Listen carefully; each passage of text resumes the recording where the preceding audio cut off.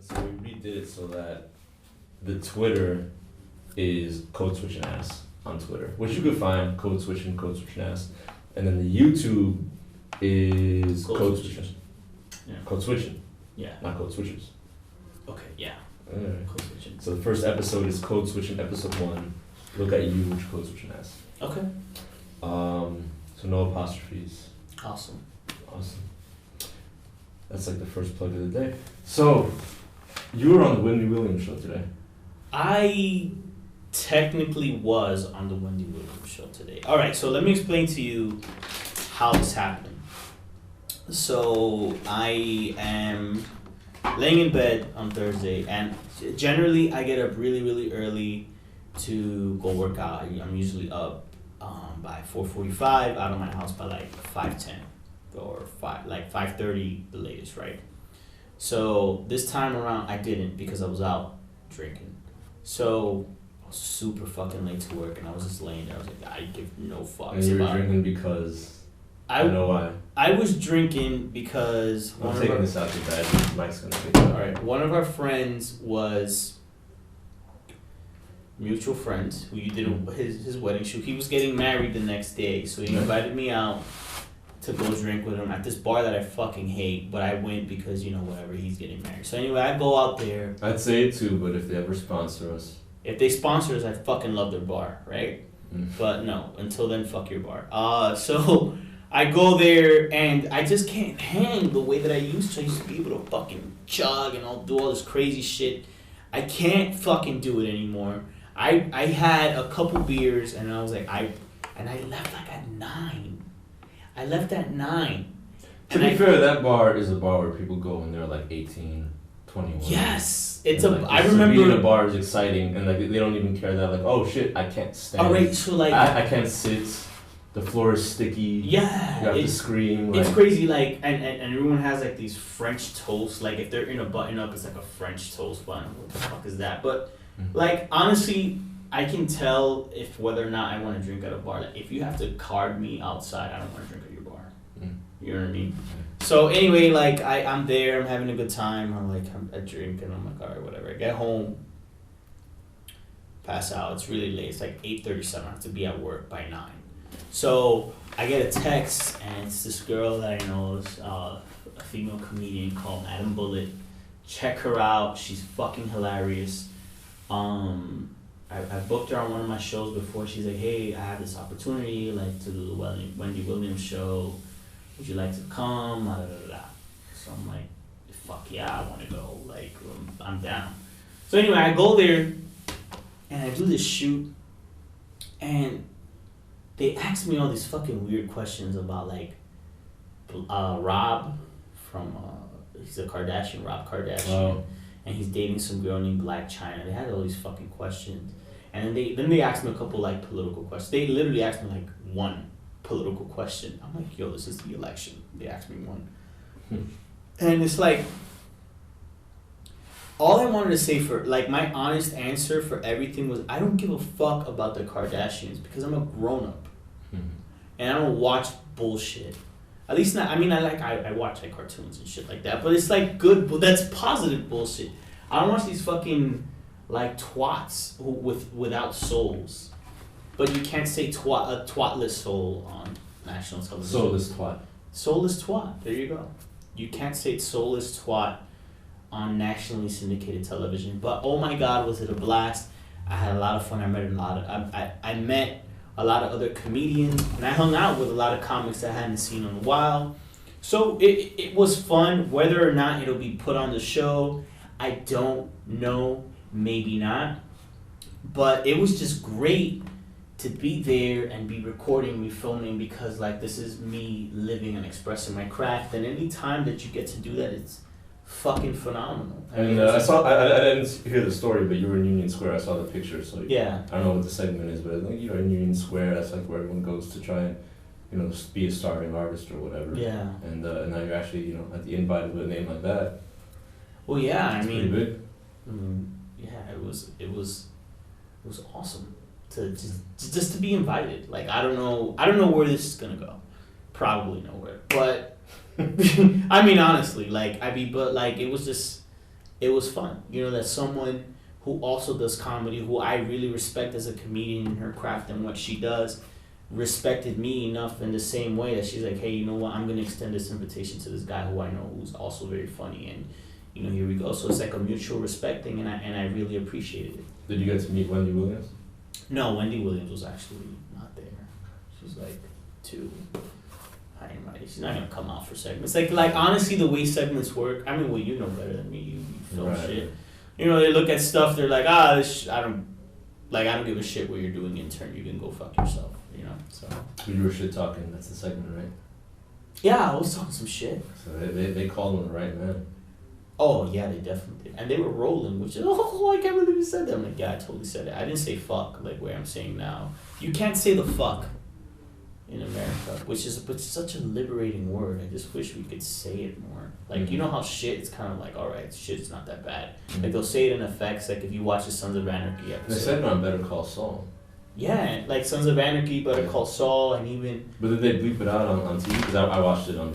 Well, it depends what channel you watch it on. Like, well, Better Call Saul's on AMC. Yeah, but like sometimes like they'll have like contracts with other shows. Like you watch on Channel 11 randomly. I would never watch. If I'm watching like a golden era of cable show. Yeah. On like a syndication. Like I'm wasting my time. I feel like I look like a hobo. Take it out because it's gonna fuck with the mic anyway. Yeah, so it looks cool, but it probably sounds terrible on our mics. God. But and that goes into the thing because we're on a grind. You had a grind-tastic day. I was on 6 a.m. till midnight. Well, 10 p.m. kind of like. That's fucking crazy, yeah. Man. That's nuts. Like I always used to wonder about like, man, what the fuck? Always complaining, and then like. I started seeing some of the stuff that you like, even on my sister's wedding, man. Like these cameramen, like they had a vision in their head, and they took these beautiful shots. And when they took them, you're like, oh my god, that just looks stupid. But you didn't see the vision that these guys had. Like you guys are like the modern day map artists, because you know the world's been mapped out already. Right. Well, I had to do a shot in front of the Prospect Park Arch, and I was like. To the wedding party, I'm like, you gotta get into a V shape. And it was funny because I was trying to explain to them, like, well, like, you gotta sound like this, you gotta form like this. Like, they were in a line, they were in a staircase shape, they were in a circle. I'm just like, no, a V. A V like a bunch of geese. And I shot it with the wide angle lens, and it looks like a fucking epic shot. Wow. Of, it looks like an album cover. Yeah. And it's our boy, his wife. How the fuck did you even get into this shit? Like, I don't know that story. Like, I know you in college, and I just assumed you were studying sociology like the rest of us or whatever. But like, no, I could have. I mean, that was my second major sort of. I always love the. I see my life as a movie. I'm never in the moment. I'm trying to be in the moment now, but even as a kid, I was always easily distracted. I was always brainstorming or daydreaming, and escaping into the world of motion pictures and trailers and imagining people that I know, characters that I see, what would this look like? To this day, like I think about what if this trailer had us in it, and what it would be like. It would be the story of this, you know, the things that I want to see. And I was always, you know, demanding to use the camcorder, the family camcorder. And you know what? They actually had a class in high school. They had a video class in high school, and I went to Stuyvesant. I felt I was around all these kids that had more resources than I had, grew up way more nerdier than I was. You know, kids that knew Final Cut as like sophomores in high school. That's fucking crazy. Yeah, and I was like, no, I can't compete with this shit. Then that means you're like a nerd-tastic nerd for you to go to Stuyvesant. Like for those of, I don't know, for the one viewer who may not be from New York, like going to Stuyvesant in New York City is like a big deal. It's one of the 3 like specialized schools in the city, which there's 6 now, which is really there's weird. 6, really? Yeah, they added a bunch. Wow, I'm really fucking old. Well, when I was growing up as a kid, it was 3. It was Bronx Science, it was Stuyvesant, and what was the other one? Brooklyn Tech. Brooklyn Tech. There you go. So, but Stuyvesant was the shit out of all those 3. It's the best high school in the world, and it's basically not in the world. I don't know. There's like Deerfield and all these other like Illuminati schools like that we're not privy to. What's it called? Well, Deerfield. The only reason I know Deerfield is because a good friend of mine. You catered there once? I never catered. I would never fucking cater to a bunch of snot-nosed, like, 16-year-olds. Are you kidding me? Yeah. Hell fucking no. But, like, and I don't do catering anymore. Like, I did when I was in my teens. But, he went to Deerfield, which is, like, where George Bush studied in high school. And, like, that's where, like, really affluent people... And there's another school in the city, I think Columbia Prep, which is, like, where Madonna's kids go and shit like that. Like, there's, like, really, like... schools that are kept on the hush hush, like, yeah, listen, you're a person, we're not people, we don't go there. You know what I mean? Like, yeah, well, STI is basically the, it's like the valedictorian of every junior high school. Yeah. In one place. And, you know, like a couple more of them, obviously. So it's like, yeah, you see some crazy shit. There are a few kind of affluent or connected people in there, like Chuck Schumer's daughter went there when I was there, kids of writers or whatever. But it's and you see some people that are like borderline like Asperger genius level. Well, I mean, like they're not like that functional, but they're just human computers walking around. You know what's interesting about autism? Sometimes I feel like that shit is overdiagnosed. Like sometimes I just feel like you just have to label people like, oh, you have this version of autism, and it's like maybe this person's just fucking weird. You know what I mean? Like some people are just fucking weird. You know, some people have personality. Like, yeah, I just like my hobbies include watching, you know, paint dry and doing quantum physics. Like, you know what I mean? Like some people are like that. Yeah. There was a kid I remember for English class we'd have to bring in our favorite quote or whatever, and this one kid is homeschooled almost his whole life, and his quote was a fucking math equation. Are you serious? Yeah.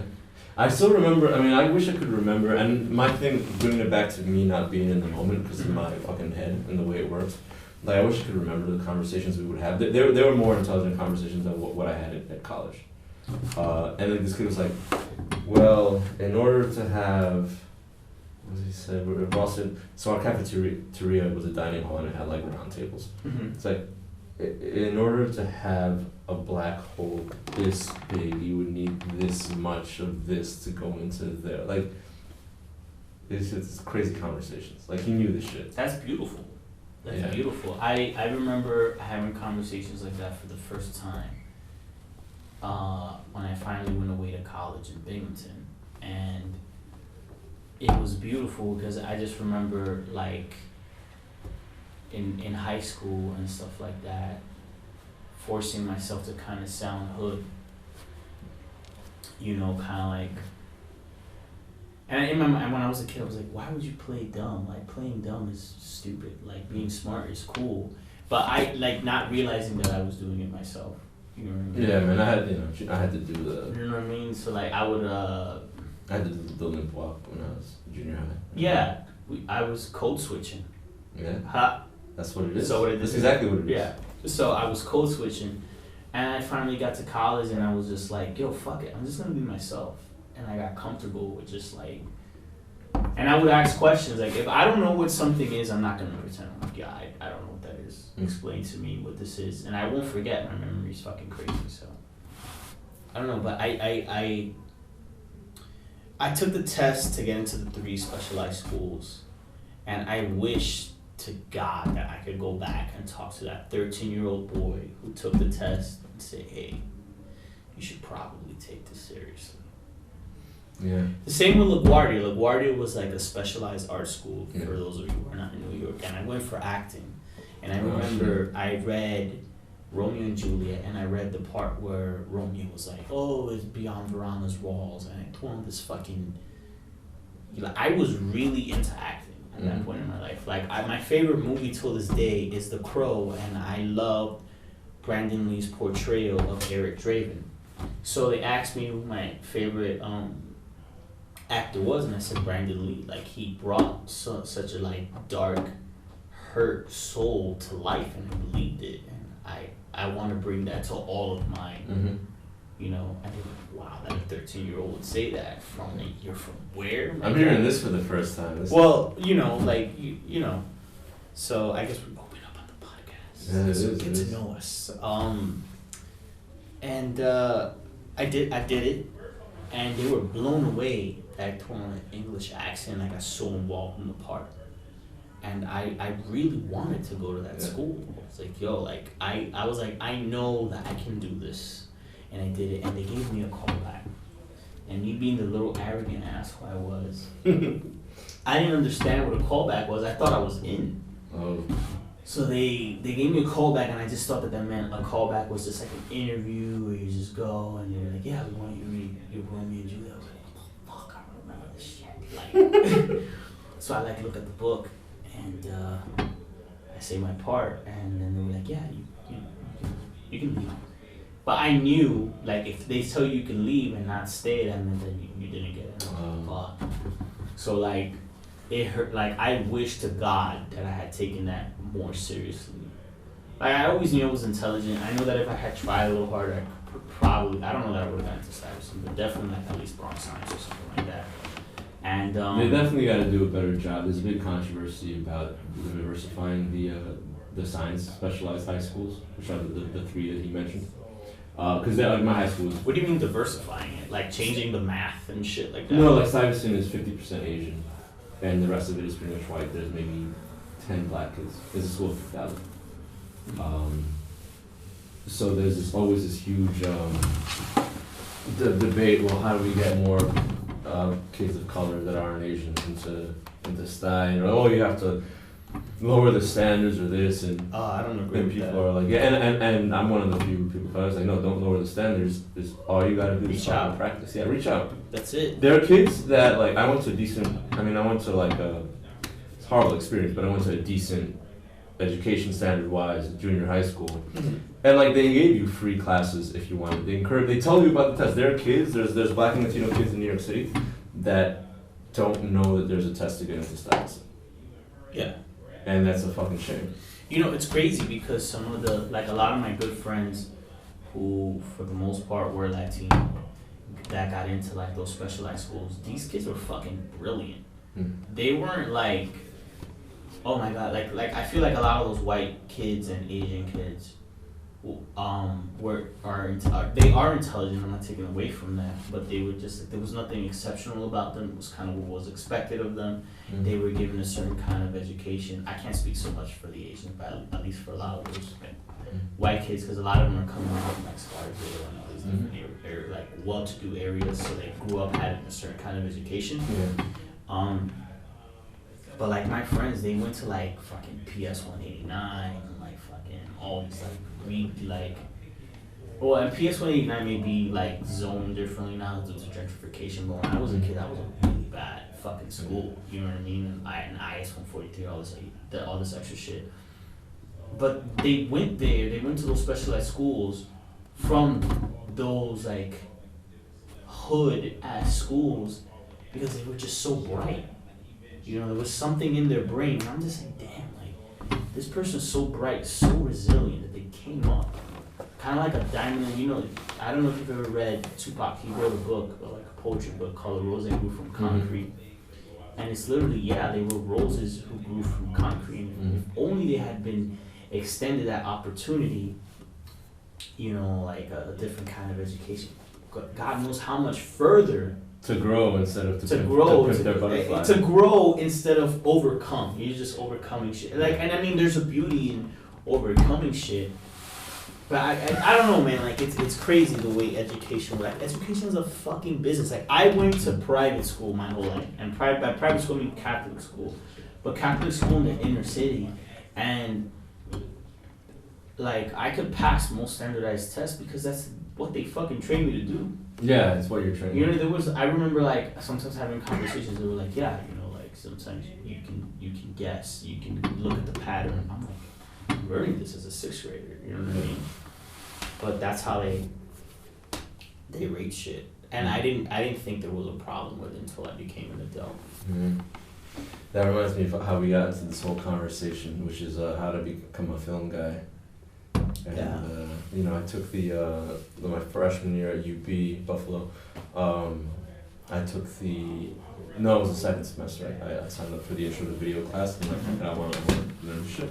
Awesome. I was undeclared. I didn't know what the hell my major was going to be. I went to Buffalo by default. I just had to get out of this city because there was no place to dorm in the city unless you were going to NYU.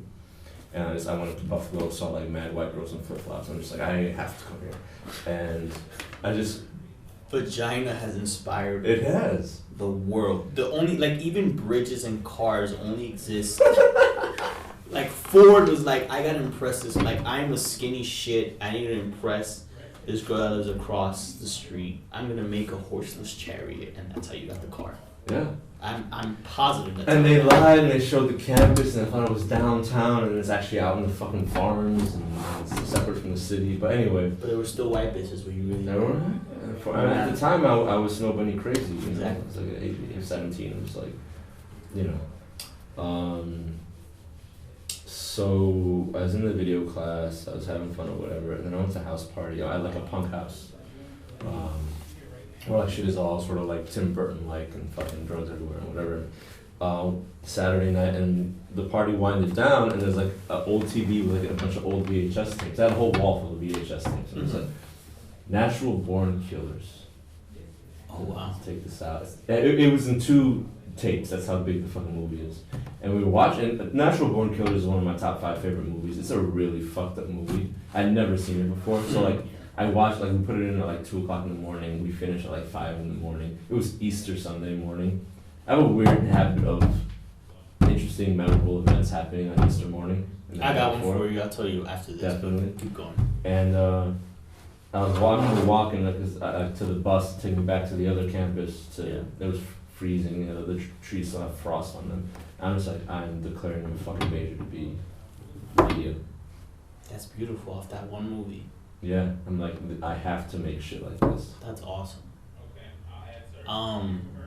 So we'll go back to your point, but I'll tell you this really fucked up Easter Sunday story. So I was in the 3rd grade and I had this. And you celebrate Easter. You have your whole life. I celebrate Easter like I was raised, you know, Roman Catholic. I don't consider myself Roman. I am Christian. Yeshua was my savior, but like. I am Christian, whatever, but I don't really consider myself Catholic, even though I partake in a lot of the ceremonies. But I had this fucking hamster, man. Oh, shit. I had this hamster. This is gonna be bad. In the 3rd grade, and he was so he or she, whatever the fuck it was so cute. I remember it was like brown with like patches of white and like beige. It was really cute and he would like ball up and it was so but it was terrified all the time with me. It wouldn't let me pet it really. It was always trying to escape and it was so little, and I remember because it was so little, I was a kid. I called it baby. Right? Like this, like I was a little bastard at that age. Like a little fucking bastard. Like so like this pet was like, yo, this is my shit, man. Like I love this fucking little pet, right? Yeah. So like my parents would be like, oh, this poor pet, like he would we had a cage for him and he would stand up like this and he looked like a little prisoner. My parents was like, oh, you're gonna take care of your hamster? I'm like a fucking 3rd grader, right? Like what do you fucking mean? You bought a 3rd grader a hamster, what do you think was gonna happen? Like fuck you, go clean the shit out of the.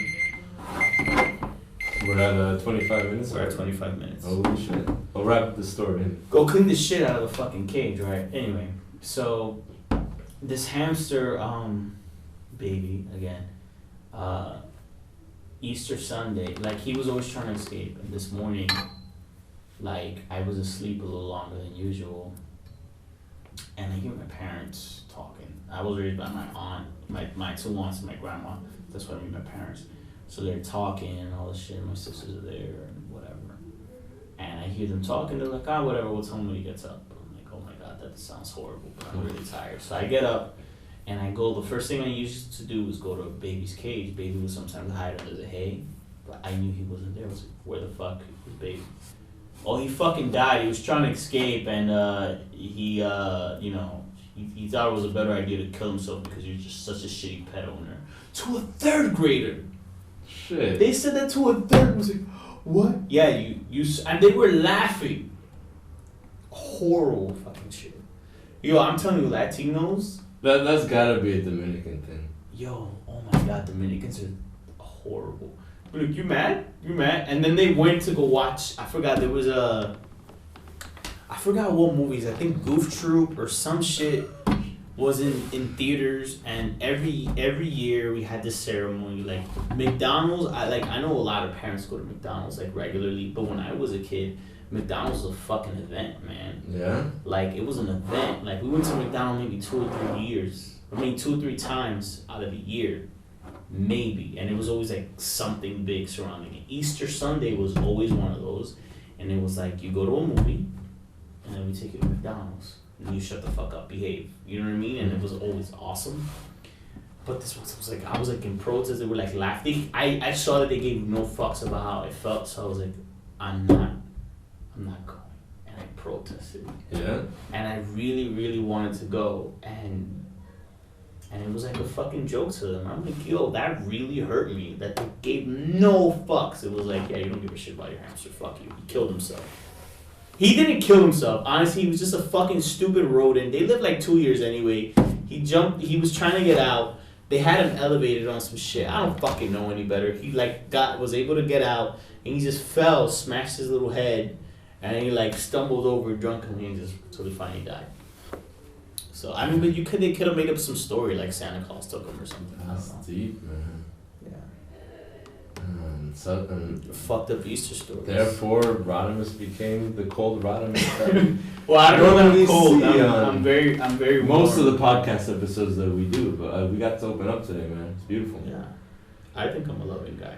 I know. I think you are deep down inside, and I think most people I think I'm that deep. I'm like a pretty big pussy. So the hamster is the pain that caused you to become a performer.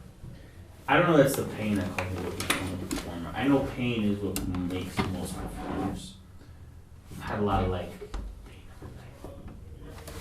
I'm gonna write poetry, so any women watching this, let me eat your ass. Alright, I'm just kidding. Not really. But so I'm gonna tell you the story about how I became a comic since you told the story. Okay. So I had this fucking horrible job when I was in college. I graduated in 2008. And I graduated in the middle of the economy market crash. There was like no fucking jobs, and I was in college the entire time, and I believed in my heart of hearts that I was gonna come out of college as a fucking sociology major, making anywhere between 70 to 100K. I believed that. In my heart, I believed it. So, obviously I'm like, I graduate and it didn't happen. I'm like, oh my God, what the fuck?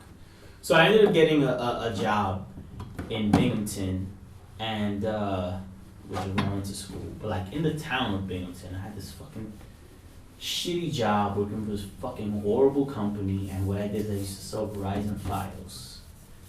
But they were like another third-party company, whatever. A sales job. Like a sales job.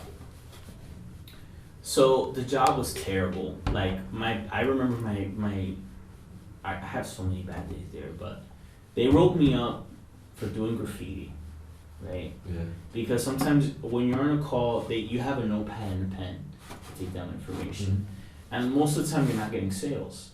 So like, if I'm bored, I'm fucking drawing Dragon Ball Z characters or whatever, or like doing graffiti on my sketch pad. Anyway, this one day I didn't go, and I'll tell you the reason I didn't go is a very interesting story. I got into a fist fight with these guys who were trying to break into my house. So I had like a black eye, and I was like, yeah, I probably shouldn't go to work until this goes down. So I went to work on Tuesday. I didn't go in on Monday, but I went in on Tuesday. Wednesday, I get called into the office, and they say, hey, were you sitting at desk such and such? And I said, no. They were like, well, you sat at desk such and such on this date. And I was like, yeah, on Friday. They're like, well, we discovered graffiti on the desk and then they said on Monday. And I was like, okay, and we know you did it. What the fuck you mean you know I did it? I wasn't even here on Monday. Well, we know you did it because the person who The person who normally sits there would never do something like that. Fuck, that ain't the fucking most I was like, judgmental yo, comment. So the spickiest motherfucker who, like, you know what I mean? So whatever, they wrote me up, and it was just like, it was a different time. It was like a time where like job providers could be very selective, which is like a horrible kind of market to have. Like they're dicks and they do a lot of dick shit. And it was really it was obvious that what they were doing was racially based. And I told them that. I was like, you know, I don't want to be this guy, but it seems really racist. Oh, no. Radhames. They used to call me Radhames. Fucking, my name is Radhames. There's a fucking S at the end of it, you piece of shit, and you're looking at it. Why would you call me Radhames? Fuck you, right? So anyway,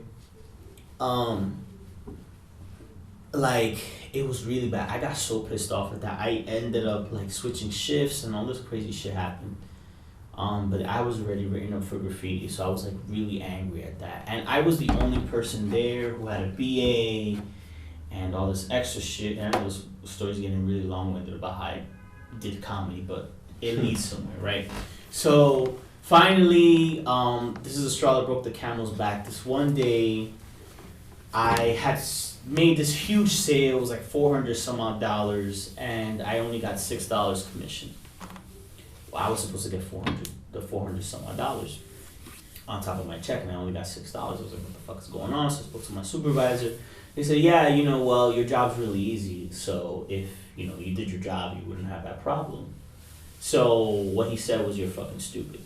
That's honestly what I heard, and I was so fucking... Wait, I don't know what that means even. He said your job is easy. But commission is like a policy.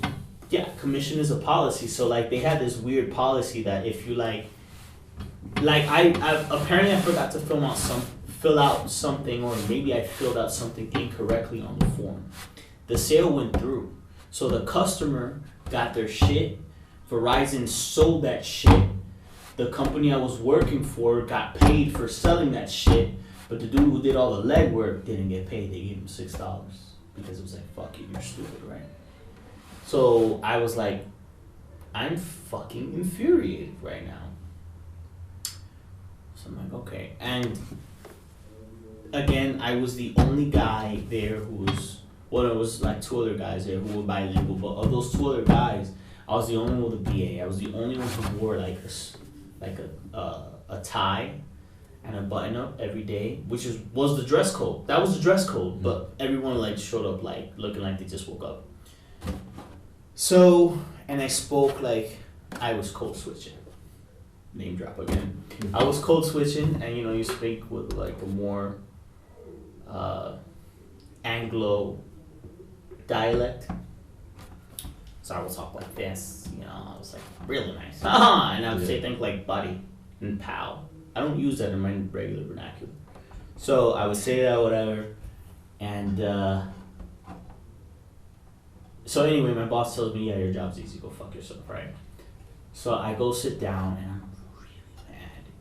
And this really hot girl that used to work with me, her name's Bridget.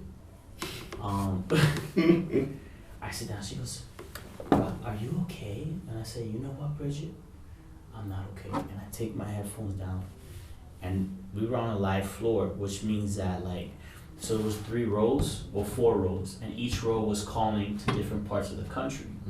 Because there's like laws about where you can call in and shit like that, but like the floor is live, so you're into like mad phones. And I screamed at the top of my lungs, fuck this motherfucking job, and fuck motherfucking the company I work for, because I don't know if they're still around. But I did that, and I kicked the door open and I walked out. My fucking supervisor walks out after me, and he says, Radhames. Bad idea. He says, Radhames, what's going on, buddy? Talk to me. The same one that said your job is easy, go fuck yourself. The same one that he didn't say go fuck myself, but in the same one that told you it had to be you that did the graffiti. No, the one who told me it had to be me that did graffiti was some other prick.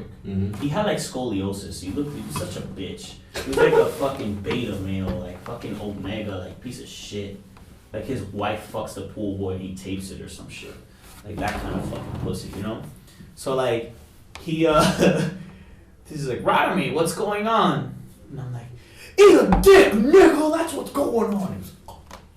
So he calls the 2 top supervisors, one of whom is a big dude, and another guy. So they run out in front of me, and I'm so mad I can't even hear straight. So like they're trying to block me, and I'm like, oh, so we gotta fight. And I roll up my sleeves. I'm like, what's up, nigga? And they were like, oh, Radhames. They went like that. Radhames.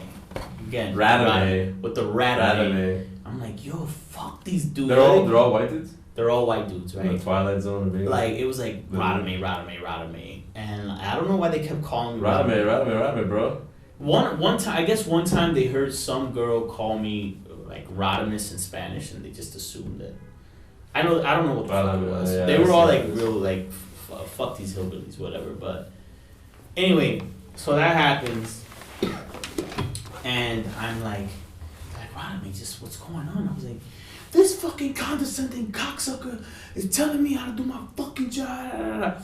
And they're like, oh my god, listen. I was like, listen, man, I'm fucking telling you, I'm leaving.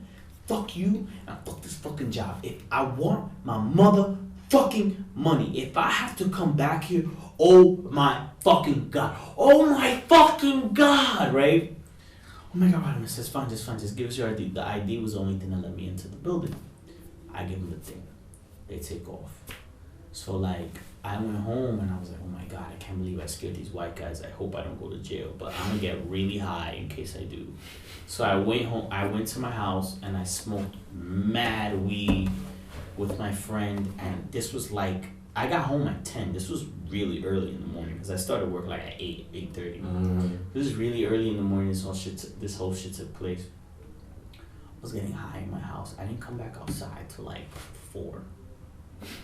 And I decided to check my mail for some reason, which I never did. I lived in a frat house, so I checked the mail, and there was a fucking check. There was a check for my commission. For how much? For like the $400 some odd dollars that I owed. That the mailman couldn't have possibly come. That means they sent someone from the company to go drop that shit off. So my friend who worked there, he was like, yo, dude, like, he's texting me. He's like, yo, you fucked them up. Like, they shut down the floor. They had a fucking meeting the whole time. So people were just on the clock, no commission. They had a whole fucking meeting, and they were mad scared. They didn't come out for like hours until like the night shift. So like they asked people, if you want to work the night shift, you can. It's just a lot of you didn't make commission. So I was like, yo, are you serious? He's like, yeah. So they sent a guy from the company to put the check in your mailbox? I'm assuming. I don't know that. It's against the law. You're not supposed to put things in the mailbox. Well, I don't care. I don't know. I mean, they did mad shit against it. They wrote me up for being a fucking Spickiest. Like, true. You know what I mean? So, I'm like, wow, like, are you serious? He's like, yo, yeah, they shut down the whole floor. Like, listen, to put in perspective why they were so, like, worked up, a couple years ago, like, this all happened like 2008, 2009. I can't remember that. It's either 2008 or 2009. I think it was 2009. So a couple years before that. The summer of 2009, right?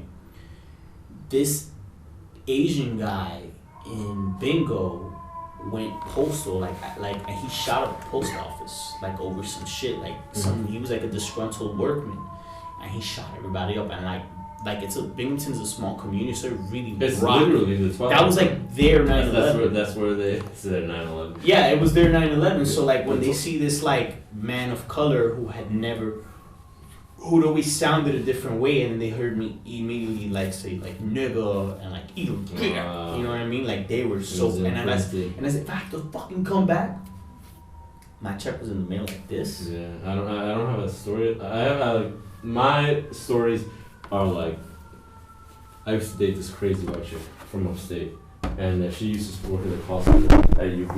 I kicked it. Oh, you fucking bastard! All right, let me fix it real quick. Do you think it'll fuck up the sound? No. No, I got it. The listeners at home are like listening to all kinds of crinkly sounds right now. Radhames is, that spectacular, violent man just kicked an innocent recording device. I was so mad. Clearly. It accused me of graffiti. It accused you of graffiti. No, I used to date this crazy chick. I mean, I have mad stories about her, but she used to work at the call center at UB where they asked alumni for donations. Yeah.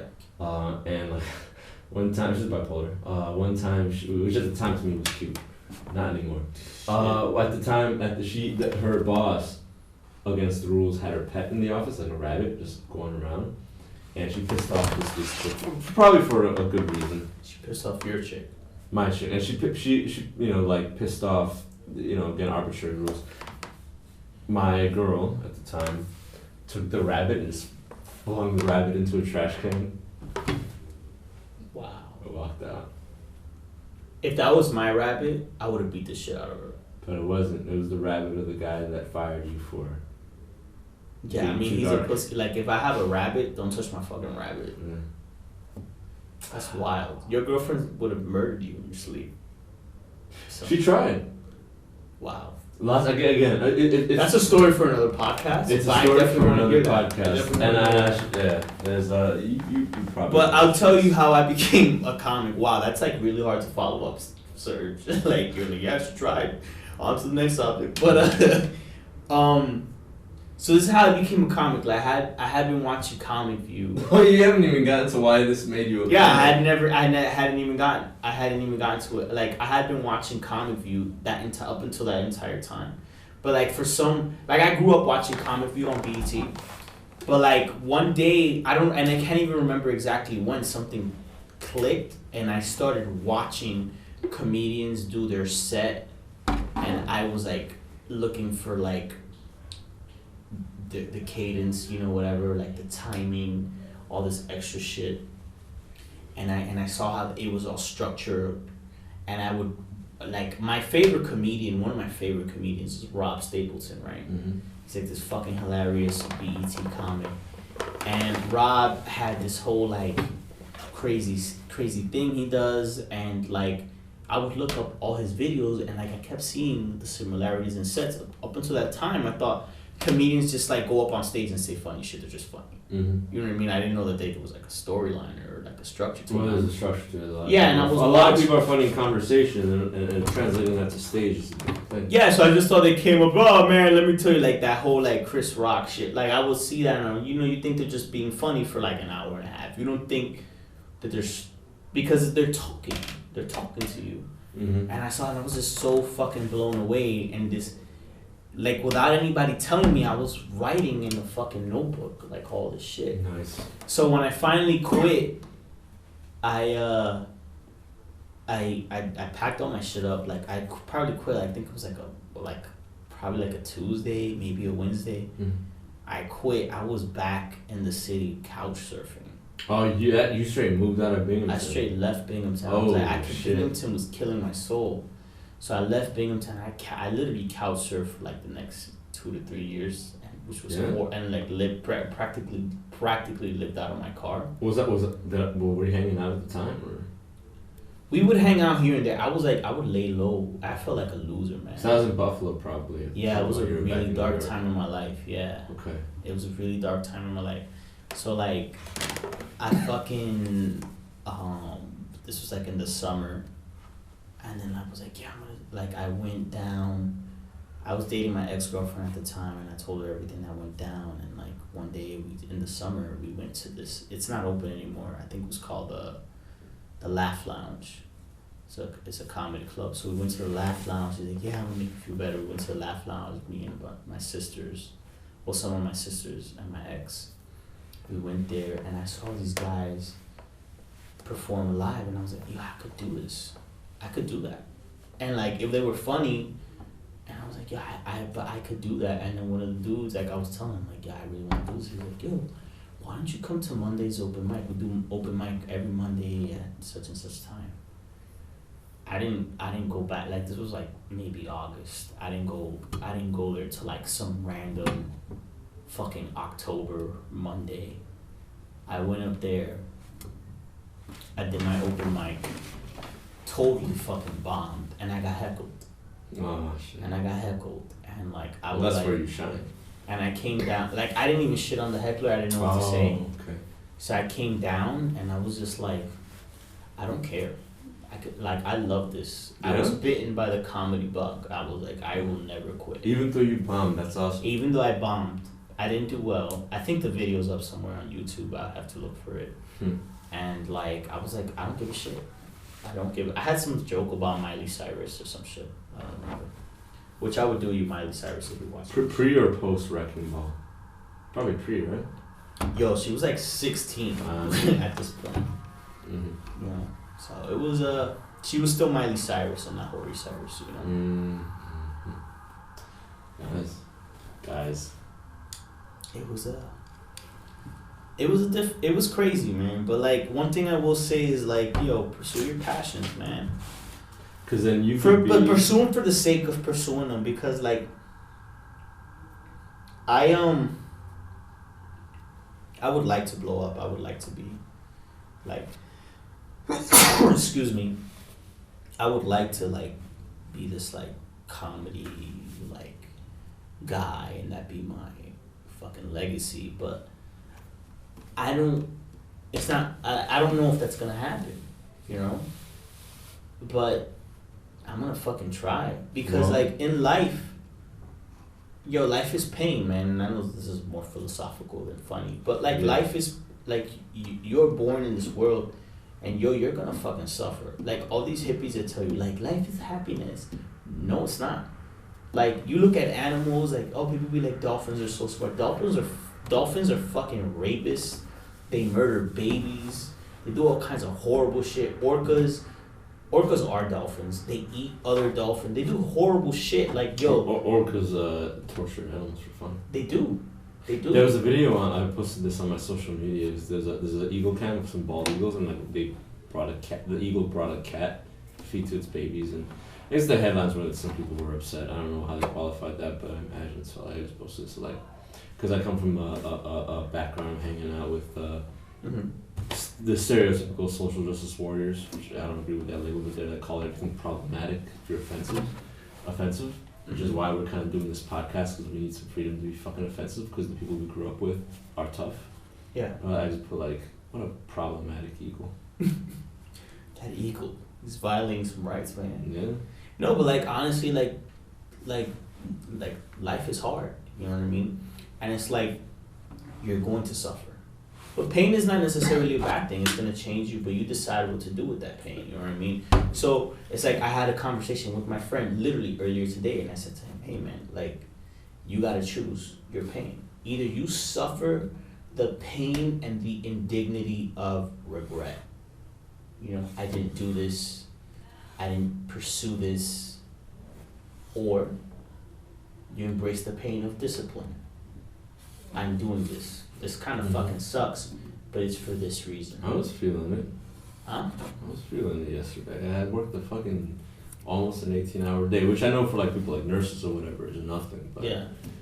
Well, I mean, even when you're nursing and when you're doing, I mean, unless you're like studying in school and shit like that, like they make you eat shit and shit, but you're getting like compensated. The stuff we do, a lot of time, we're not getting compensated. Like I did this show, like, well, actually not this week, but like last week.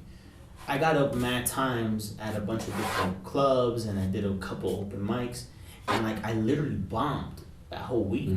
I did not. Yo, I got one. And for those who don't normally listen, you don't always bomb, right? I don't always bomb. Like I do. Like if you ever come check me out.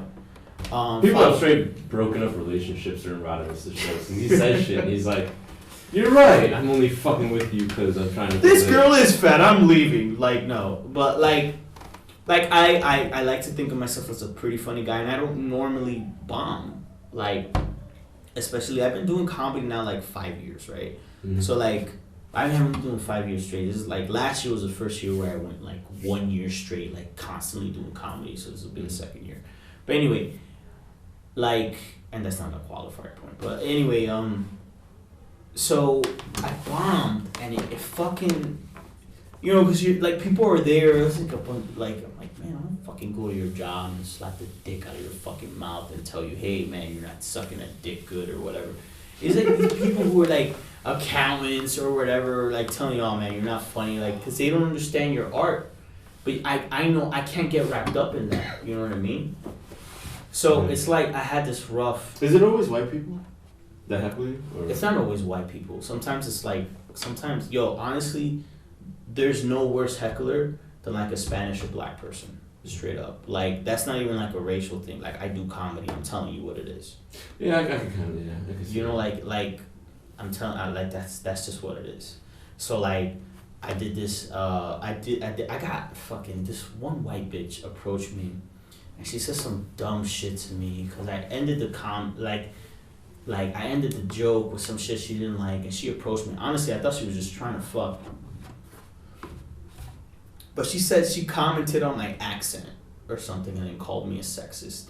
And I wanted to stop her and I wanted to say, listen, I know you're calling me a sexist, but what you really want to call me is a spick. So like what? Like a lot of times I get called.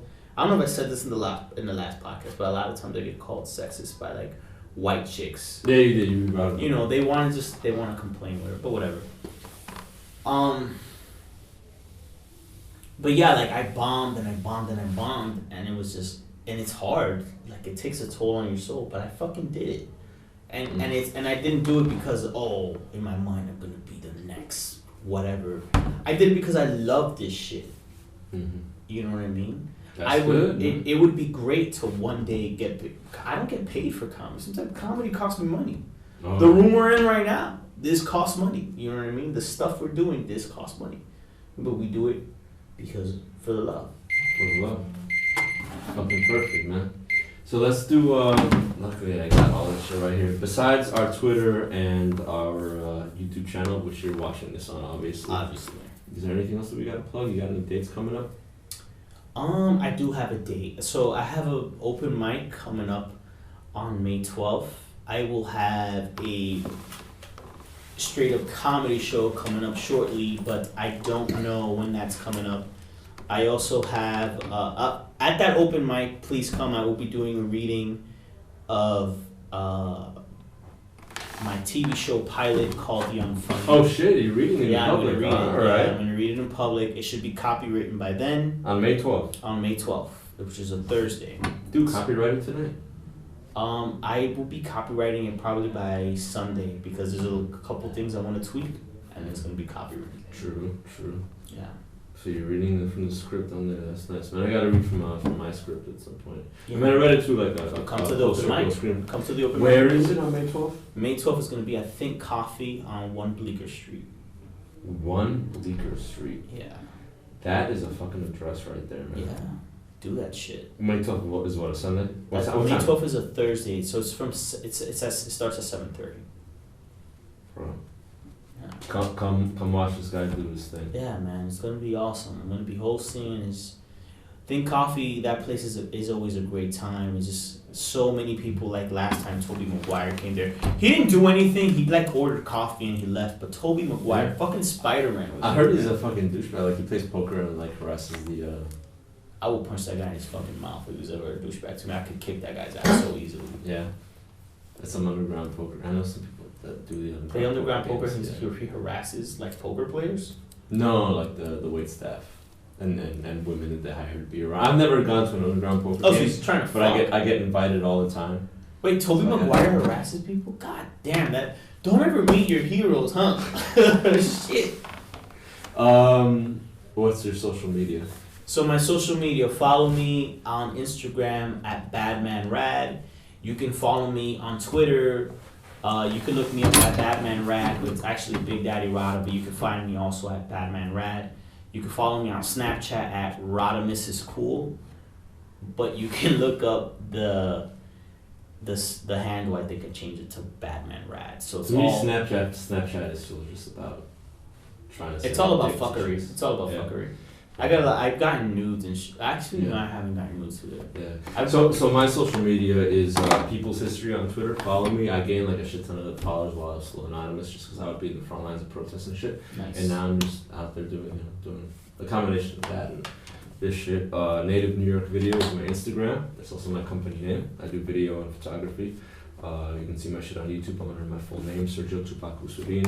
And this podcast, of course, is Codeswitches on YouTube. The Twitter is No, it's not Codeswitchin. Codeswitchin. Codeswitchin. I made the same mistake I was trying to get you not to make. Yeah, there you go. And I let it happen. I was like, what?